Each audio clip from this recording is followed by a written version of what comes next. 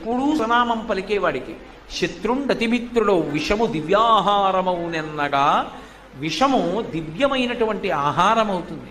కాబట్టి శివ శివేచ్ఛాభాషణోల్లాసకిన్ ఎప్పుడూ శివనామం పలకాలనేటటువంటి ఉత్సుకత కలిగినటువంటి వాడికి పై ప్రయోజనములన్నీ సిద్ధిస్తాయి.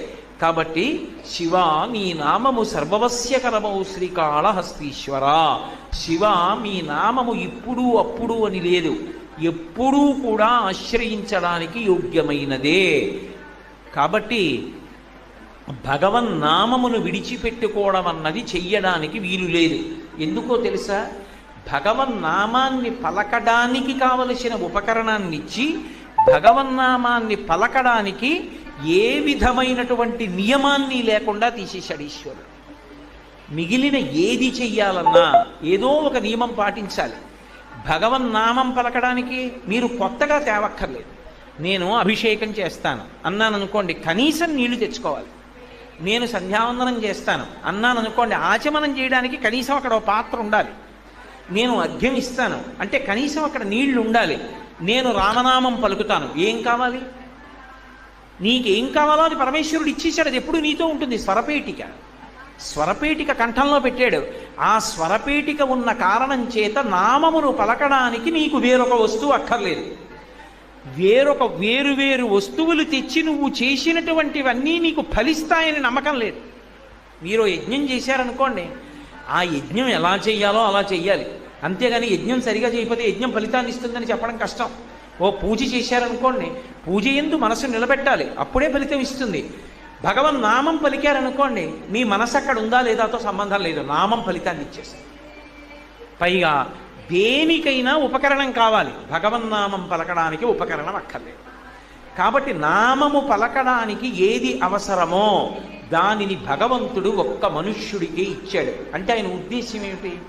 దీని తర్వాత నువ్వు మళ్ళీ జన్మ ఎత్తడానికి దురదృష్టం లేకుండా ఎంత గొప్ప సాధనం కావాలో అంత గొప్ప సాధనాన్ని నీకు ఇచ్చేస్తున్నాను. కుక్కకుందా, పిల్లికుందా, కోతికుందా? మనుష్యునితో సమానమైన ప్రతిపత్తి కలిగిన ప్రాణులు ఇంకొక రెండు ఉన్నాయి వేదంలో. వాటిని ఏనుగు, కోతి, ఈ రెండు కూడా రెండంచెలలో తింటాయి. రెండంచెలలో ఏ ప్రాణి అయినా తింది అంటే అది ఉత్కృష్ట ప్రాణి అని పేరు. కోతి తిన్నగా నోరు పెట్టి తినదు, చేత్తో తీసుకుని నోట్లో పెట్టుకుంటుంది. అరటిపండు ఇచ్చారనుకోండి, చేత్తో తీసుకుని నోట్లో పెట్టుకుంటుంది, రెండంచెలలో తింటుంది. అలాగే ఏనుగు రెండంచెల్లో తింటుంది, తొండంతో పట్టుకుంటుంది, ఎత్తి నోట్లో పెట్టుకుంటుంది. కుక్క ఉందనుకోండి, తిన్నగా వచ్చి నోటితో కలిగి పడిపోతుంది. ఉత్కృష్ట ప్రాణులు అంటారు మూడే, ఒకటి కోతి, రెండు ఏనుగు, మూడు మనుష్యుడు. మనుష్యుడు రెండంచెల్లో తింటాడు. రెండంచెల్లో తినడంలో కూడా చెంచాల వంటివి వాడకూడదు. చేతి యందు అమృత బిందువు ఉంటుంది, అందుకని చేత్తోనే తినాలి. కానీ మిగిలిన రెండిటికన్నా కూడా మళ్ళీ మనుష్యుడు అధికుడు. అందుకుని జంతువునాం నరజన్మ దుర్లభం అన్నారు శంకరాచార్యుల వారు. ఎందుచేత? ఆ రెండిటికి స్వరపేటిక లేదు. అవి రామ అనమంటే అనవు, కృష్ణ అనలేవు, శివ అనలేవు, మనుష్యుడు అనగలడు. అనగలిగిన మనుష్యుడు అనడం మానేసి మిగిలినవన్నీ అంటే వాడి కర్మ, వాడిని బాగు చేసేవాళ్ళు దుర్వినియోగం చేసుకుంటున్నాడు. వాడికి మళ్ళీ జన్మలోకి రావక్కర్లేదు. ఆపదల నుండి గట్టెక్కగలడు, సమస్త సౌఖ్యములను పొందగలడు, పాపరాశిని ధ్వంసం చేసుకోగలడు. ఇన్నిటికి ఆధారభూతమైనటువంటి స్వరపేటిక ఎప్పుడూ నీతోనే ఉంది. నేను ఒక యజ్ఞం చేద్దామంటే నేను తలస్నానం చేసి దీక్షాకంకణం కట్టుకోవాలి. నేను పూజ చేద్దామంటే గోచి పోసి పంచె కట్టుకుని బనీను చొక్కా విప్పి ఉత్తరీయం కప్పుకోవాలి. నేను ఒక ఆచమనం చేద్దామంటే నా దగ్గర పాత్ర ఉండాలి, ఉద్ధరణ ఉండాలి. నేను భగవన్నామం చెప్పాలంటే నాకు ఏమీ అక్కర్లేదు. రెండు, భగవన్నామం చెప్పటానికి ఏ నియమం లేదు. నేను ఇలా ఉంటే నామం చెప్పచ్చా అండి అని అడగడానికి కారణము లేదు. మీరు ఏం చేస్తూ ఉండండి భగవన్నామం పలకచ్చు. స్నానం చేస్తూ భగవన్నామం చెప్పచ్చు, మొహం కడుక్కుంటూ భగవన్నామం చెప్పచ్చు. అందుకు కదూ ప్రాతస్మరామి స్తోత్రాలు ఇచ్చారు శంకరాచార్యుల వారు. నేను కొన్ని చెప్తున్నాను, అన్నీ నేను నోటితో చెప్పక్కర్లేదు. మీరు ఎలా ఉన్నారు, ఏ అవస్థలో ఉన్నారు దీనితో సంబంధం లేదు. మీరు పడుకుని నిద్రపోతున్నారు మంచం మీద ఉండగా ఏమీ చేయకూడదు. మంచం మీద ఉండగా ఏది చేయడానికి యోగ్యత ఉండదు. ఎంత యోగ్యత ఉండదంటే మంచం మీద పడుకుంటే శరీరాన్ని వదిలిపెట్టకూడదు. శరీరం వదిలిపెట్టడం నా చేతిలో ఉంటుందండి, నేను ఎక్కడ పడుకుంటానండి కింద అంటారు. కాదు, అందుకే ఒక వయస్సు దాటిపోయిన తర్వాత ఇక భూషీనం మొదలు పెడతారు. ఎందుకు భూషీనం మొదలు పెడతారంటే ఇక శరీరం వెళ్ళిపోయే పరిస్థితి దగ్గరికి వస్తోంది. దేహం అయిపోయింది. దేహం అంటే దహ్యమానము, అది కాలిపోయేటటువంటి స్థితి దగ్గరికి వచ్చేసింది. కాబట్టి ఇక మంచం మీద పడుకోరు అసలు. గృహస్థాశ్రమంలోకి వెళ్ళగానే పెళ్ళవగానే భార్యతో కలిసి శయ్య మీద పడుకున్నవాడు ఒక స్థితి వచ్చిన తర్వాత ఇక శయ్య మీద పడుకోడు, ఇక భూషయనం చేస్తారు. ఏమో ఎప్పుడు విడిచిపెట్టవలసి ఉంటుందో శరీరాన్ని ఎవరికి తెలుసు. కాబట్టి భూమి మీద వదిలిపెట్టేయడం కోసమని మంచం మీద పడుకోరు. ఒకవేళ మంచం మీద పడుకుని ప్రాణం పోతుంది అనుకోండి, మిగిలిన వాళ్ళు ఊరుకోరు, కింద పెట్టేస్తారు. ఎందుకంటే మంచం మీద వదిలేయకూడదు శరీరాన్ని. కాబట్టి ఆఖరికి శరీరం వదలడానికి కూడా వీల్లేదు మంచం మీద.